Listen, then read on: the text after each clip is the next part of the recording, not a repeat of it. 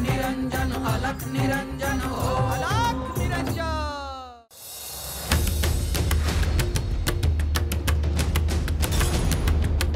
तुम्हाला दुसऱ्या गावात वस्ती भिक्षा मागायला नाही जायचंय का? अहो अजून किती दिवस इकडेच येणार आहात? जनार्दन, तुला असं वाटत असेल की तू जे काही करतो आहेस ते कोणाला दिसत नाही. विस्तवात हात घालतो आहेस तू जे काही करतो आहेस लांब राहा त्याच्यापासून. संकटाला आमंत्रण देतो आहेस तू.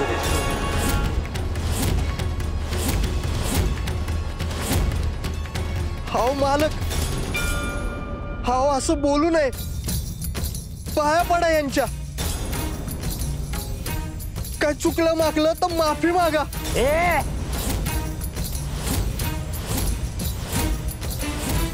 आम्ही कोणाची माफी वगैरे मागणार नाही आहोत. जनार्दन, आता जे बोललास ते बोललास, ते शेवटचं. त्यानंतर माझ्या गुरूंविषयी, माझ्या गुरूंसमोर तू अपशब्द उच्चारला तर इथल्या इथे दगड करून ठेवीन मी तुझा. नाही नाही गुरुदेव, चूक झाली यांच्याकडनं.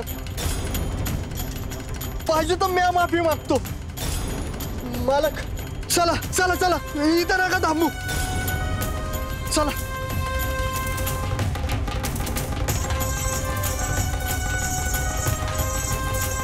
याला कल्पना नाही की हा काय पाप करतो आहे. एक दिवस अंगावर संकट येईल तेव्हा कळेल त्याला.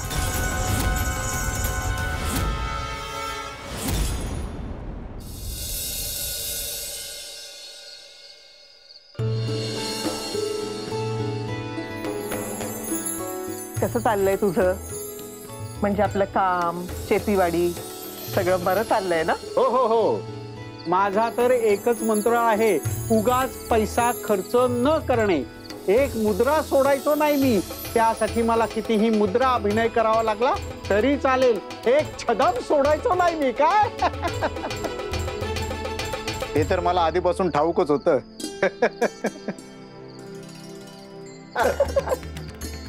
मला एक विचारायचं होतं. काय झालं? ते जरा गावात जाऊन यायचं होतं.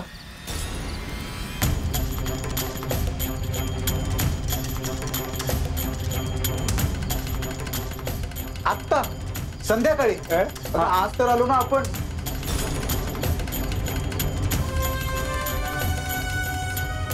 यांनी काय सांगितलं लक्षात आहे ना तुझ्या? अगं गावातलं वातावरण इतकं बरं नाहीये सध्या. मला सांग, तुला का जायचंय? ती वरच्या आळीतली गोदा आहे ना, तिला भेटायचं होतं. आणि यमुनेलाही किती दिवस झाले भेटले नाहीये. खूप दिवस झाले या सगळ्यांना भेटले नाहीये. म्हटलं या निमित्ताने सगळ्यांची भेट तरी होईल ना.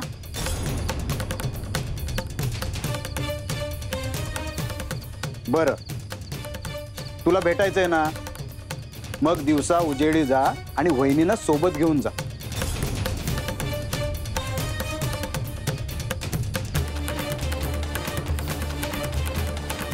अहो मी काय म्हणत होते, मी आता अशी जाते आणि लगेच परत येते ना.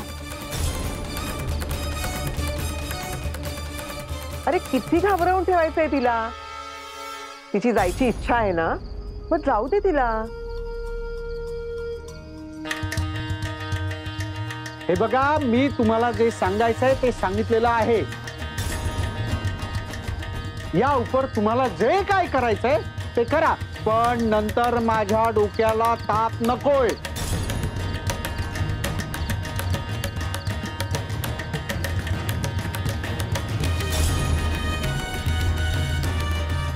अहो शांत व्हा तुम्ही आधी.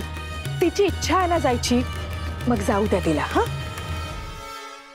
सुरेखा, जा तू.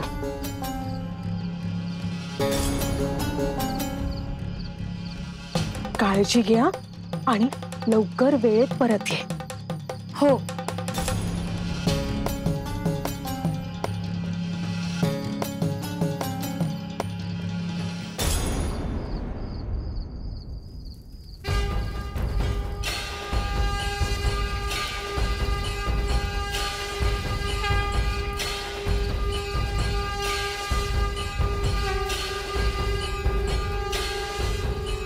गोरक्ष,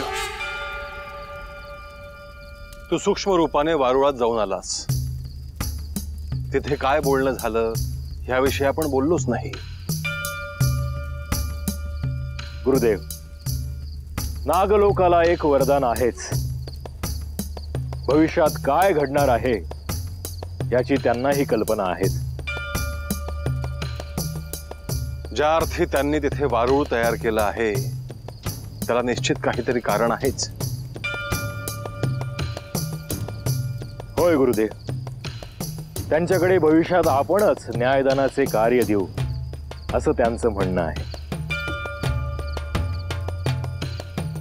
ही घटनाच इथे टाळता आली तर बरं होईल गोरक्ष. ज्या नातेसंबंधावर घर उभं असतं, ज्या विश्वासावर घर उभं असतं, तिथेच न्यायदान करावं लागावं ह्यासारखं दुर्भाग्य आणि दुःखदायी काही नाही. होय गुरुदेव, आपण लोकांना सत्कर्माकडे नेऊ शकतो. चांगलं काय आहे, वाईट काय आहे हे त्यांना सांगू शकतो. परंतु स्वतःच्या विकारांवर संयम ठेवण्याचं काम हे तुमचं आहे. योग्य बोलतो आहेस तू गोरक्षा. आणि म्हणून आपण लोकांमध्ये जाऊन सांगायला पाहिजे की धर्म अधर्म काय आहे, सत्य असत्य काय आहे आणि त्याचे चांगले वाईट परिणाम काय आहेत हे लोकांमध्ये जाऊन पुन्हा पुन्हा सांगायला हवं. मृत्यूनंतर काय होतं याची त्यांना काहीही कल्पना नाही. या सगळ्या कर्माचा हिशोब कसा केला जातो हे केवळ त्यांनी कथा कीर्तन यातूनच ऐकलं आहे. त्यामुळे त्यांना जे पटेल अशा पद्धतीने आपण सांगायला हवं. आज्ञा करा गुरुदेव, आपण पुन्हा जाऊ. लोकांना जे जे अपेक्षित आहे ते सांगण्याचा प्रयत्न करू. गोरक्षा, इथे तुझी जी वाणी आहे ती गोरख वाणी म्हणून प्रसिद्ध होईल.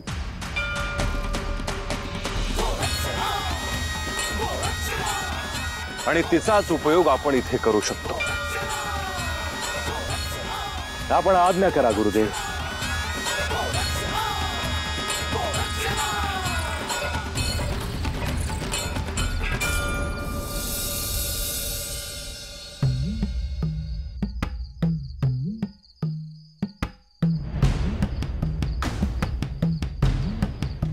अहो, काय झालं? तुम्ही दोघेही अजून आतमध्ये जेवायला नाही आलात? आपल्या घरची सून अंधार पडल्यानंतर गावात गेली, जी अजून परत आलेली नाहीये. उशीर झालाय, खूप वेळ झालाय. मग मला अन्न गोड लागेल का?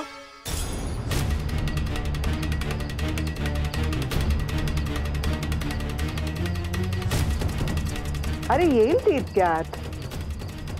इतक्या दिवसांनी ती गेलीये, लोक सोडणार आहेत का तिला? बसा म्हणणार, चार गोष्टी विचारपूस करणार. मी काय बोलतो, मी जाऊ का शोधायला? हो, जा जा जा, खरंच जा तू. आता इथे बसून हातावर हात ठेवून काय उपयोग आहे? पण मला कळणार नाही नेमकं तिला कुठे शोधू ते. भाऊजी, अजून थोडा वेळ वाट बघूया आपण. नाही म्हणजे नाही चाली तर मग तुम्ही दोघे जा ना वरच्या आईला. तुम्हाला तर यमुनेचं घर माहिती आहे ना? अगं हो, मग मी त्यांच्या घरी जाईन, मग त्यांना विचारेन, मग त्या मला विचारतील एवढ्या रात्री काय झालं, कुठे, कशासाठी. मग त्यांना सगळं सांगावं लागणार आणि मग ते सगळ्यांना कळणार.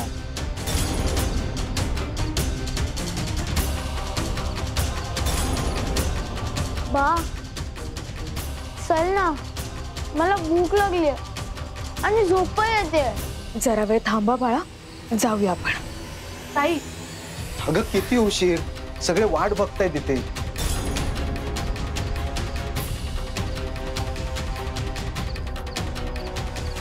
मी काय सांगितलं होतं तुला? अहो, मी काय सांगितलं होतं तुला? लक्षात नाही का तुझ्या?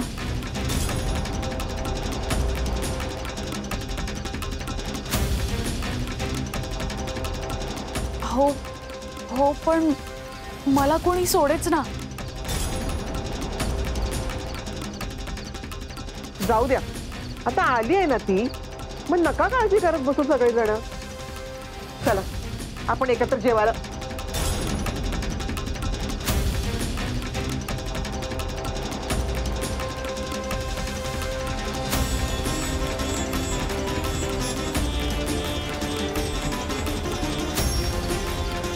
चला चला चला भाऊजी. चला.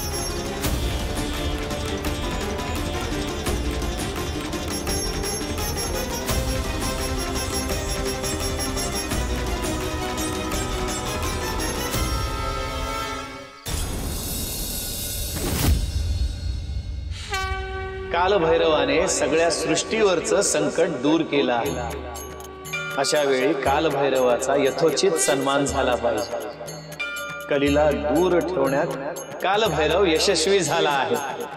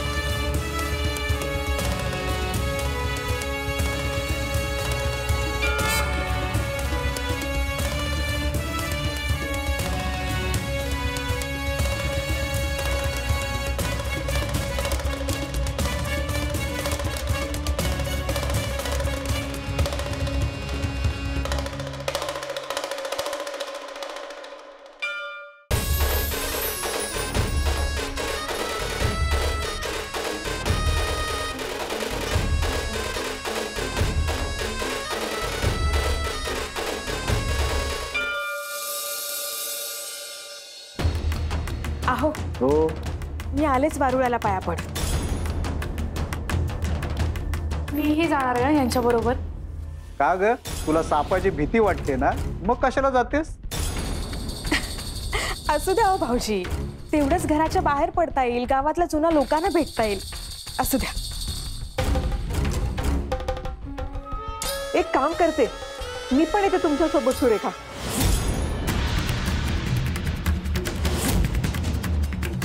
अहो आई नको ना, थांबा तुम्ही घरीच.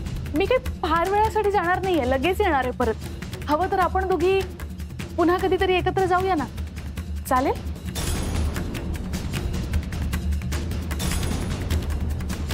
बर, तू म्हणशील तसं. नर्मदा, मुळात तुम्ही गावात जाताय यालाच नवा विरोध आहे. सांगितलंय ना मी, गावात कसं वातावरण आहे ते.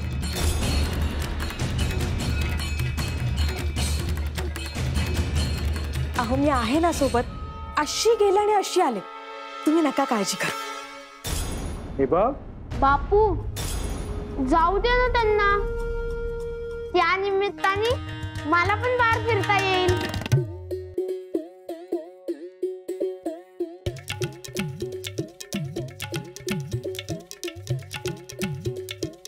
चला आलोच, येतो आई. चल ग. या सांभाळून. हो.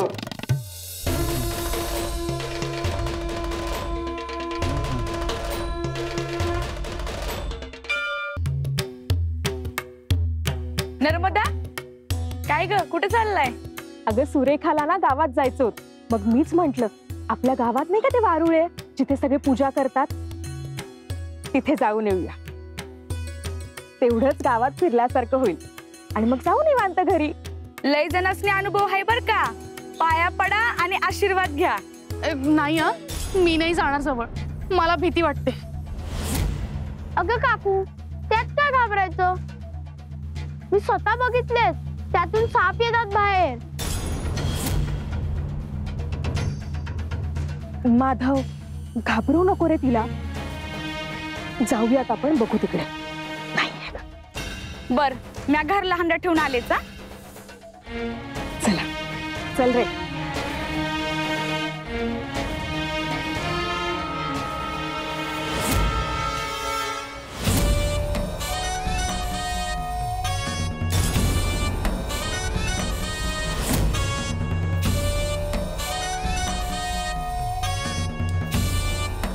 वाद्या जी मालक.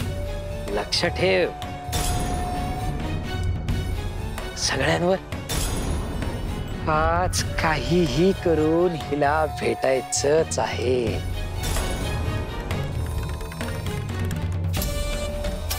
आणि हो, तुला जर काही सांगावंसं वाटलं तर आम्हाला सांगायला ये. हा वय वय पर कुठं? आता ते बी सांगावं लागेल का तुला? हा?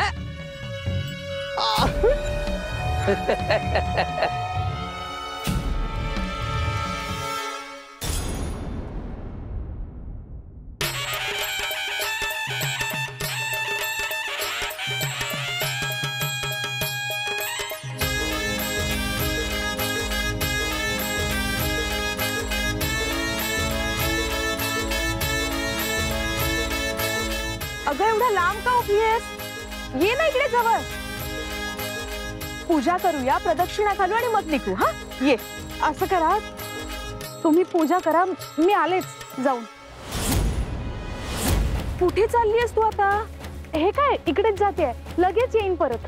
तुझं काय चाललंय ना मला काही कळत नाहीये बघ.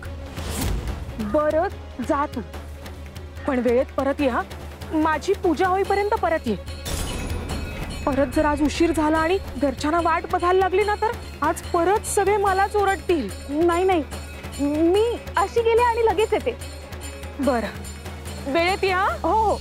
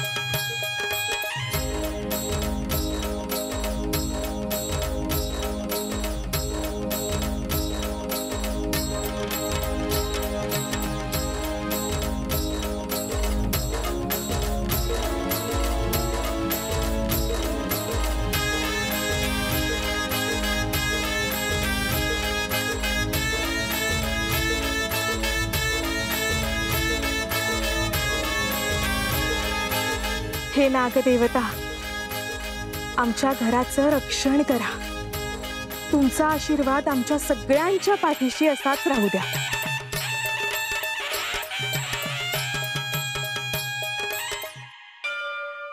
नर्मदा, मी आले समजावरून. पर ही सुरेखा कुठे आहे? अगं ती इथूनच जाऊन येते म्हणाली. नागाची भीती वाटते ना ग तिला. त्यात काय घाबरायचंय? आज पतूर त्या नागानं कधी कुणाला त्रास दिलाय का? हो ना, तेच तर. आता सुरेखा आली ना की मग मी निघते परत. खूप काळानंतर आली आहे ना ग गावात. मग तिला असं वाटतं की छान गावात फिरावं, सगळ्यांना भेटावं, सगळ्यांशी छान गप्पा माराव्या. नर्मदा, तुला एक बोलू का? तुझं मन लय निर्मळ आहे ग, म्हणून तुला असं वाटतं. म्हणजे नेमकं काय म्हणायचं तुला? नाही, म्या कुठं काय म्हणले? तू अशीच इथं वाट बघत बसणार आहे का?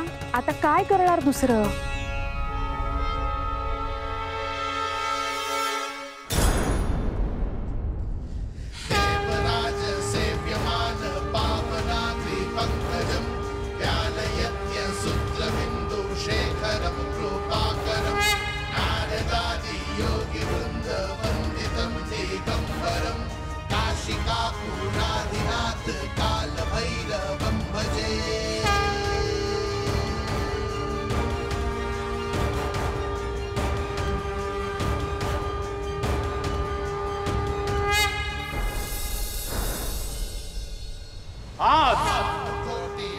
श्री कालभैरव यांची महाअष्टमी आहे. भविष्यात सगळेजण ही तिथी आनंदाने साजरी करतील. सगळ्यांनीच कालभैरव यांच्या प्रती कायमस्वरूपी कृतज्ञता ठेवायला हवी. श्री महादेवांनी कालभैरवाला न्यायाची देवता म्हणून प्रतिष्ठापित केले आहे. यानंतरही कालभैरव मनुष्याच्या आणि सगळ्यांच्या न्यायदानाचे कार्य करत राहील.